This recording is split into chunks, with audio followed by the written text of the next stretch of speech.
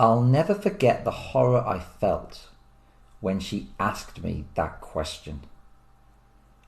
I'd been expecting the question to arrive at some point in the future, just not yet, not now. She was 9 at the time. We were away at my sister's house and she'd been reading before bed and I'd gone to say goodnight. And then we started having a heart-to-heart dad-daughter conversation. I suspected that life was tough for her living with her mum. I mean, my ex-wife is not an easy person to live with and in all probability has some kind of personality disorder. But until that point, my eldest daughter at the age of 9 had always appeared loyal to her mum since our split several years before. I knew this question would arrive at some point. It had to. I just didn't expect it now, and not for a few years at least. This question spelled trouble. It marked the beginning of my daughter figuring out what was going on and where that might lead. Who could know? See, my marriage to my ex-wife from 1999 to 2008 was abusive and violent. I'd lived in fear of her during the relationship, and when the relationship broke up, the fear didn't go away, it just evolved. And as the non-resident parent, I was painfully aware that I was in a deeply vulnerable position, and I was painfully aware that my daughters too were in a vulnerable position because as their primary carer, she was in charge, meaning we all suffered from her impulsive and erratic behaviour. I hated being messed about by her.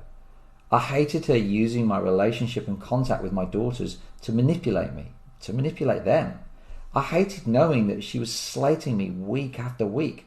Daddy doesn't give us enough maintenance, so we can't afford this. Daddy left us. Daddy probably won't be able to make your parents' evening because he's too busy in Birmingham. Slating me 12 days out of every 14 days of their lives. I hated being pushed one way and pulled the other and having no say on contact at key times like their birthdays or Christmas. But as the non-resident parent, I put up with it and I simply followed the program of appeasement I'd always followed with her. I figured that the less I antagonise her, the less likely it was that she'd completely block my contact with my daughters, and the easier it would be for my daughters when they were in her care. But this question, asked by my eldest daughter at 9, this question caused problems for my program of appeasement. And the question, you're probably wondering what it is. Just 6 words. 6 unforgettable words. Daddy, why does Mummy always lie? Daddy, why does Mummy always lie? How do I answer that question with honesty and integrity and without being in any way negative about my daughter's mum? I could dodge the question, but kids may put up with politician-style answers when they're younger, but as they get older and want to make sense of their lives, of their reality, that politician style of answering doesn't cut it anymore. I could say, well, Mummy loves you very much, darling, but that's what's important. But Daddy, why does Mummy always lie? Or I could say, Mummy doesn't lie. I've never noticed. But then I'd be lying. What I did say was, well, everyone exaggerates from time to time, and that's a form of lying, so I guess we're all a bit guilty of it, including Daddy, I suppose. Which was my clumsy and unskillful answer from a dad who should probably have read more parenting books on how to parent after divorce. It was an answer which, when put to the courts years later, provoked a chorus of disapproval, although neither the judge or CAFCAS officer in question could offer any better alternatives. Replying to my clumsy attempt to dodge the question, my daughter said, "But Daddy, Mummy makes things up. It's different. Why does she do it?" So should I have been so unsettled by this question? The problem is when you realise that someone very close to you is a compulsive liar, that relationship will never be the same again. This question spelled trouble for what was already a fragile situation. How do you co-parent effectively with an abusive person with a likely personality disorder, a compulsive liar who actively wishes harm on you?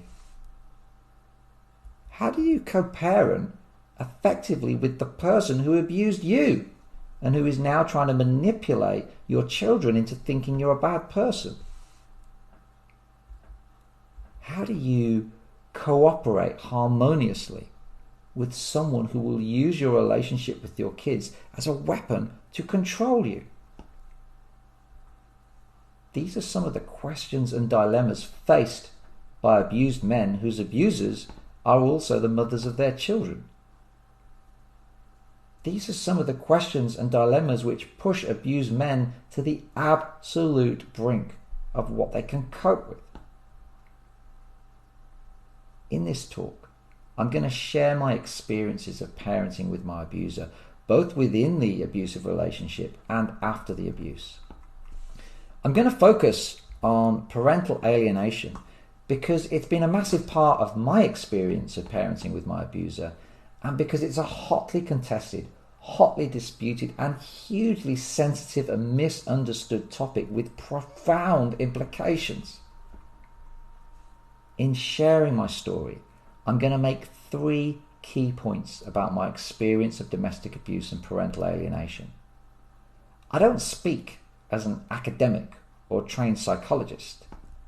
I'm just a dad who survived domestic abuse, who experienced parental alienation for himself as non-resident parent before heading to the courts where I secured custody of my daughters, before being hauled back to the family courts years later, now accused of parental alienation because my youngest daughter had started refusing contact with her mum at the age of 12 because she was finding contact too stressful. Parental alienation is a hugely divisive subject because on the one hand, you have children controlled by abusive parents who deprive them of the love of the other parent, which is parental alienation and is utterly rotten. And on the other hand, you also have children being pushed into contact with abusive parents by professionals within the family courts who are super aware of parental alienation and are actively looking out for it and take a no-nonsense, black and white approach to preventing it, which is also abusive and utterly rotten. I hope that by sharing my experiences, I can spark respectful debate on parental alienation, leading to sensible and measured progress, whilst also offering hope and support to other parents going through it. So to start, let's just be clear. Parental alienation occurs usually in a high conflict divorce, where one child allies himself or herself strongly with one parent, the preferred parent, and rejects a relationship with the other parent, the alienated parent, and without legitimate justification for this. Essentially, and in my own words, parental alienation describes the actions of manipulative parents who, following a relationship breakdown, withhold contact between the other parent and their child, and or they try to influence the child into disliking the other parent. And given that parental alienation is an act of manipulation with no care for the well-being of the child or the other parent, it's not surprising that it's an all too common weapon used by abusers to punish and control the people they abuse. Parental alienation and domestic abuse, they go hand in hand. So the first of my 3 points is this. Parental alienation isn't just something that starts after the relationship breakdown. In fact, in most cases, it's already been happening as a natural and living part of an abusive relationship. It's just that after the relationship breaks up, parental alienation evolves. It steps up a gear as it becomes an obvious way in which the abuser can still maintain some level of control over the other parent, even though the relationship is over. But in abusive relationships, parental alienation will most usually start within the relationship and is part of the abuse before that relationship breaks up.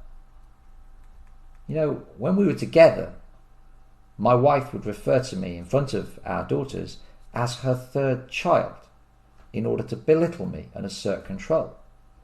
She'd overshare with the kids about the issues in our relationship, about daddy being an imbecile, daddy being silly, but not in a humorous way, about Nana and Grandad, the paternal grandparents, being horrible people. She'd pressurize me into being much harder on our daughters in terms of disciplining them. Now, I'm a non-shouty parent, but I'd always been firm. But in order to keep the peace and please my wife and protect my daughters from her, I got tougher, as my wife pressurized me to do. I remember we were living in the south of France at the time. On one hot sunny morning, as a little joke, our eldest daughter, then 6, had poured a bit of water onto my flip-flops, which were on the mat outside the back door of our townhouse. I put my feet in them, knowing that she'd done this, and of course to play along I pretended to hop about and have freezing feet. We both laughed. I called her a rascal. But from upstairs, my wife overheard us laughing together and summoned me up. When I explained what had happened, what we were laughing about, she started to get agitated. I could see the signs. An explosion was brewing. Why hadn't I disciplined our daughter? It was naughty of her to do that. Wanting to offset any possibility of a bigger explosion, and with a heavy heart, I returned downstairs looking serious. I sent my daughter to the naughty step for 30 minutes. I figured if I dealt with it, there'd be no screaming and shouting for my young daughter to contend with from her mum. I knew it was wrong. My daughter, she seemed confused by the sudden change in my reaction, and looking back, I now see that ongoing agenda to try and get me to be tougher with our daughters was actually part of parental alienation, trying to alienate from me, trying to manipulate my relationship with them, and our daughters were, for the most part, very well-behaved young girls. Let's be very clear. Men and women caught in domestic abuse with children will most likely be suffering from parental alienation as well. They may not see it, they may not recognize it, but it's part of the abuser's arsenal of assault weapons during the relationship. And when the relationship breaks up, it becomes one of the few assault weapons that the abuser has left, which is why the abuser will then use it with a heavy hand after the relationship breaks up. The second point to make about parental alienation is that even the very best parents with the very best intentions can be guilty of alienating discourse, because the behaviour of the other parent can make it virtually impossible to parent neutrally. Let me give you an example. So after our relationship broke down and we moved back to the UK from France, I moved back to Birmingham, where I grew up, and my now ex-wife moved to Somerset with our daughters, where she grew up. And so every other weekend I'd head down from Birmingham on Friday. I'd pick our daughters up from school. They'd be in their school uniform. They'd come back to Birmingham for the weekend, and then I'd return them to Somerset each time on Sunday at 6 o'clock, wearing a set of casual clothes from Birmingham, with their school uniforms always washed and ironed in a bag. After a few weekends, I realised I was losing my clothes for the girls. I wasn't getting them back, because of course every time I returned them, I did so in a set of Birmingham clothing. So I politely asked my ex-wife to just keep sending the outfits back, so that I had some clothes for them when they were in my care, which basically meant that the girls should just have a bag with them each Friday, each time that I picked them up on a Friday, with the clothes in from the previous time I dropped them off. The problem was that my ex-wife would conveniently forget to send the clothes back. Like every time she'd forget. Occasionally some bits and pieces did come back, but they weren't the nice Birmingham clothes in good condition. They were socks with holes in them. They weren't age-appropriate clothing. They were ripped. They were dirty. So I'd ask again and again, please can we have our outfits back? But my polite requests were ignored, and when I followed them up, I was met with hostility. I couldn't afford to keep losing an outfit every other weekend, because at that time, financially, I'd moved back in with my parents. My finances were not in a great state. I could not afford to just keep going back to Primark to just buy clothes every time. So I started returning the girls on Sunday to their mum in their school uniforms. Now, at the time, they were 5 and 8. They were both intelligent girls. So guess what? They wanted to know why they were being sent back home in their school uniforms on a blinking Sunday. The saga of the clothes went on for a few years. The girls didn't want to wear school uniforms on Sundays, but I couldn't afford to keep losing clothes, and my ex-wife revelled in the antagonism and the chance to put me in an awkward situation while slating stingy dad to the girls, something which they both said that she did. I would say to them, look, you need to wear the uniforms. I know it's a Sunday, but I'm running out of clothes because the clothes that I buy for you, they don't come back. I emphasised it wasn't their fault, and I emphasised it wasn't really their mum's fault, to be fair to her. She's a single working mum. She's got a lot on her plate. It wasn't a major problem, but they would need to wear their school uniforms on a Sunday. But this, of course, isn't clearly a neutral response. In the courts, it could be considered that this kind of a response is alienating in nature because I am pinning the blame for the clothes issue on mum.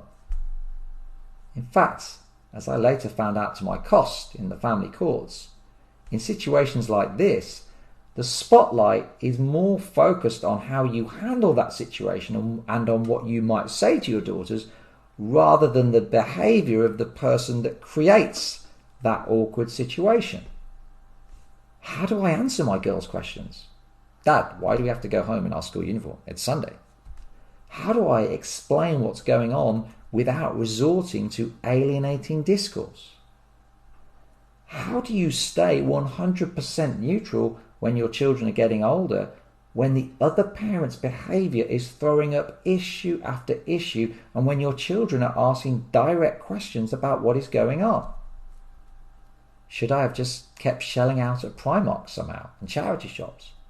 I didn't have much money at the time. I was living with my parents. Let's be very clear. Men and women exiting abusive relationships face a barrage of problems and challenges. One of them being parental alienation. Not just blocked contact, not just frustrated contact, but manipulative games which puts good parents into horribly awkward situations where parenting neutrally becomes extremely challenging, but where any small comments made which are not entirely neutral may well come and bite you on the nose if you end up in a family court at any point.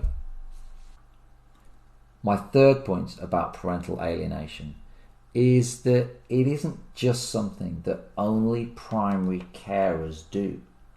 Non-resident parents can also be guilty of parental alienation, as I found out after I became primary carer. See, non-resident parents may have less time to work on the kids, but in the time that they do have, they can be highly effective, and they can make it extremely difficult for the primary carer to parent neutrally, even if he or she wants to. After our daughters were moved to my care, my ex-wife would lie to our daughters about conversations around dates and holidays. She'd always make the point to them that apparently I was controlling, that I was apparently aggressive to her, that I was allegedly always trying to minimise contact, that I didn't want our daughters to have a relationship with their mum, and ultimately my plan was for my daughters to cease all contact with their mum. So let's be clear. Parental alienation isn't just something which primary carers do. Non-resident parents can also alienate. It's not about who has residency or not. It has everything to do with abusers trying to continue to control through intimidation and manipulation. And in some cases, those abusers will be the non-resident parents, and in some cases, they will be the primary carers. So, in summing up, given the complexity of parental alienation and domestic abuse, given the prevalence of domestic abuse, 2.5 million cases reported last year, and given the fact that domestic abuse and parental alienation will often go hand in hand, we have to do better in how we handle parental alienation. We need to understand that parental alienation is not a black and white subject. nor is it a one-dimensional subject. It's a grey and complex and multidimensional subject. We need our social workers, our professionals in the courts, CAFCAS, the judges. We need them to understand that parental alienation is not a black and white subject, nor is it one-dimensional, but that it's grey, it's complex and multidimensional. We need to create better awareness of how parental alienation works as an expression of domestic abuse, how it affects the children and the adults, and how it can work in reverse where good parents are goaded into alienating behaviour. And finally, for all researchers out there, we need to understand, is there a provable link between domestic abuse, parental alienation and male suicide? A provable thread which links the three? And if so, where's the data?